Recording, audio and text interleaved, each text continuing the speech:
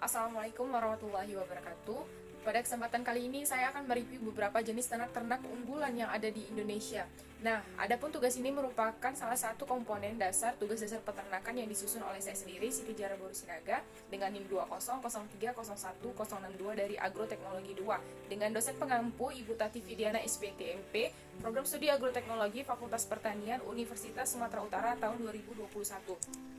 Nah, berbicara tentang ternak di Indonesia, kira-kira berapa banyak jenis dan jumlah ternak yang ada di negara kita? Nah, ternyata teman-teman, populasi ternak yang ada di Indonesia itu terbagi menjadi dua, yaitu golongan ruminansia dan golongan non-ruminansia atau biasa kita kenal dengan monogastrik. Untuk contoh-contohnya dapat kita lihat di slide yang saya tampilkan ini. Kemudian beberapa jenis ternak yang akan saya presentasikan yaitu ayam broiler strain Ross, itik serati, sapi Friesian Holstein, kambing Etawa, domba Garut, dan burung puyuh. Kemudian untuk yang pertama sekali kita akan membahas tentang ternak ayam unggulan yaitu ayam broiler strain Ross. Nah, ternyata ayam ini merupakan hasil persilangan antara bangsa ayam Cornish dengan bangsa ayam yang berasal dari Inggris. Untuk taksonominya dapat kita lihat pada slide ini. Selanjutnya untuk ciri-ciri dan data produksinya, ternyata karakteristik daging ini sangat baik dari ayam ini. Bahkan ukurannya sangat lebih besar daripada ayam kampung pada umumnya. Kemudian dia memiliki performance mingguan yang cukup baik. Nah, berat badannya saja yang pada saat umur 4 minggu sudah mencapai 1.501 gram per ekor dengan konsumsi ransum atau pakannya 2.116 per gram per ekor.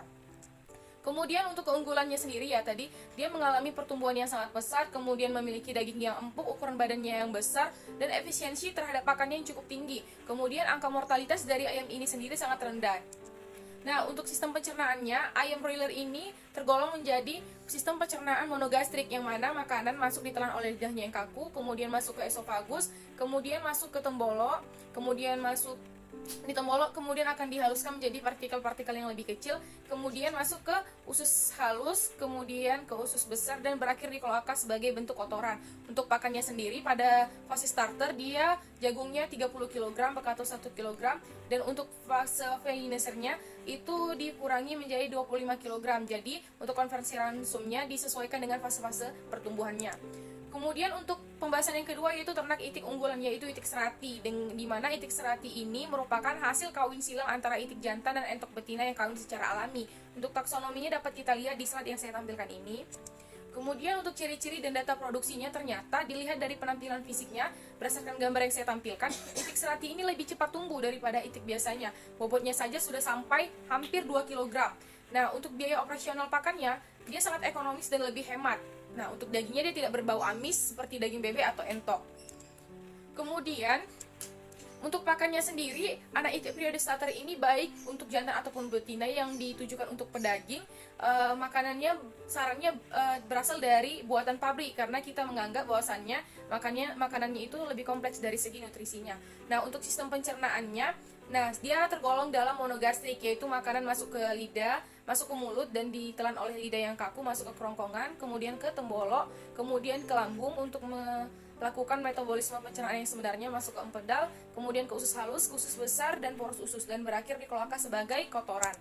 Nah, kemudian untuk ternak sapi unggulan kita pilih dengan sapi perah FH Friesian Holstein, di mana keunggulannya sifatnya yang tenang dan jinak dan mudah beradaptasi. Kemudian bobot tubuhnya yang sangat besar, hampir mencapai 700 kg untuk betina.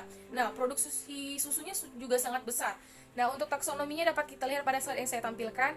Dan ternyata sapi Friesian Holstein ini berasal dari Bos Taurus, di mana dia dibawa oleh Hindia Belanda. Dan pada tahun 1900 dia sudah sangat berkembang di Jawa Barat dan kemudian menyebar ke beberapa daerah di Jawa Barat. Nah, untuk ciri data dan produksinya, warna bulu hitam dengan bercak putih, terdapat warna putih berbentuk segitiga di daerah dahi, tanduknya pendek, kemudian dia memiliki ambing besar, tenang dan jinak, dan sehingga mudah dikuasai. Kemudian dia tidak tahan panas. Nah, untuk pakannya sendiri, pada fase pedet, dia pakan utamanya berupa susu atau kolostrum yang merupakan produksi susu yang awal dari indukan yang berwarna kuning dan agak kental. Kemudian pada fase menuju dewasa, sekitar beberapa minggu atau umur 12 bulan, dia bisa dikonversikan ransumnya menjadi konsentrat yang lebih kasar. Kemudian untuk sistem pencernaannya, dia digolongkan ke dalam sistem pencernaan ruminansia, di mana memiliki lambung jamak, makanan masuk dikunyah dari mulut, kemudian masuk ke rumen, dari rumen dikeluarkan kembali untuk penelanan untuk dikunyah kedua kalinya, kemudian makan, kemudian ke omasum, ke rumen, ke retikulum, baru ke omasum, baru ke abomasum, dan ke usus halus, usus besar, dan berakhir di rektum. Nah, jenis sapi ini diproduksi untuk menghasilkan susu.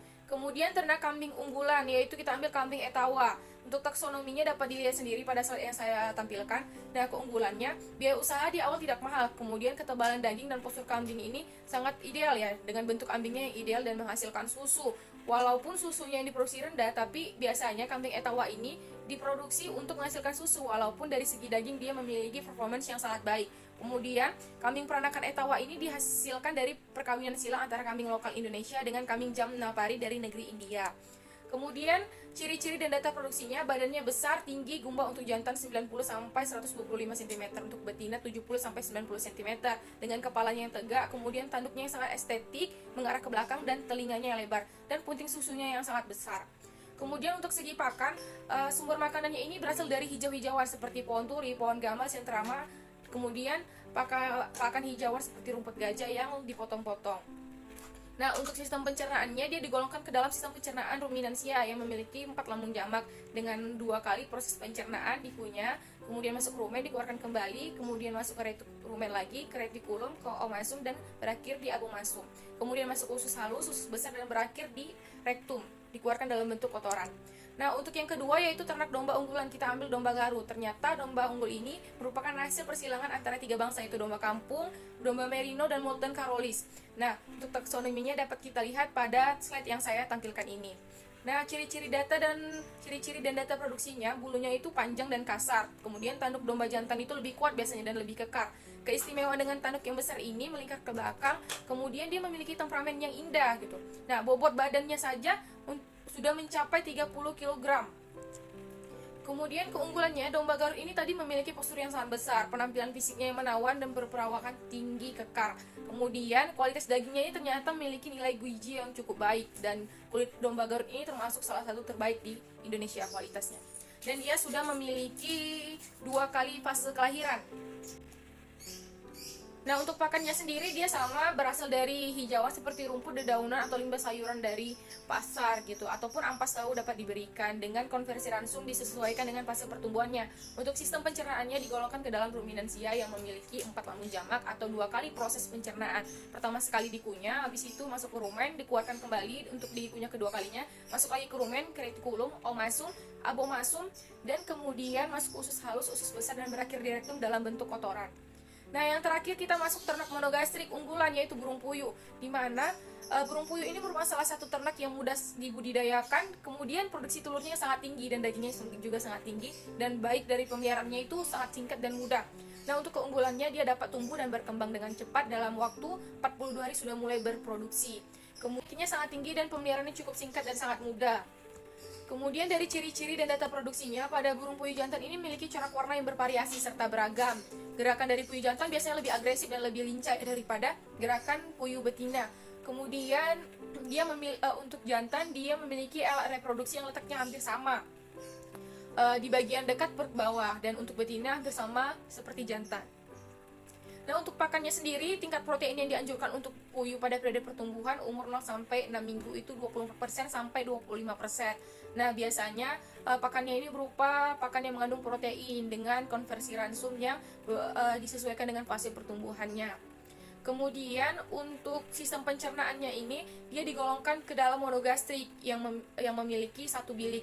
Pertama sekali makanan masuk ke mulut, kemudian dia kunyah dengan lidah, ditelan dengan lidah yang kaku, masuk ke esofagus, kemudian ke tembolo, kemudian kelenjar pankreas akan menghasilkan kelenjar yang membantu proses pencernaan, kemudian masuk ke usus halus, usus besar, dan berakhir di kloaka sebagai bentuk kotoran, dalam bentuk kotoran.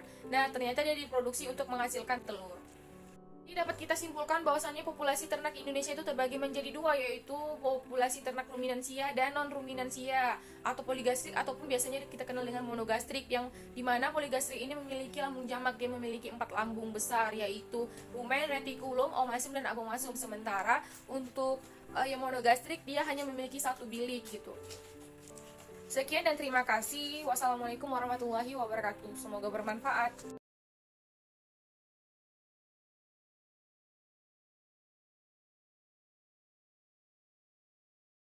Ini dapat kita simpulkan bahwasannya populasi ternak Indonesia itu terbagi menjadi dua, yaitu populasi ternak ruminansia dan non ruminansia, atau poligastrik ataupun biasanya kita kenal dengan monogastrik, yang dimana poligastrik ini memiliki lambung jamak. Dia memiliki 4 lambung besar, yaitu rumen, retikulum, omasum, dan abomasum. Sementara untuk yang monogastrik dia hanya memiliki 1 bilik gitu. Sekian dan terima kasih. Wassalamualaikum warahmatullahi wabarakatuh. Semoga bermanfaat.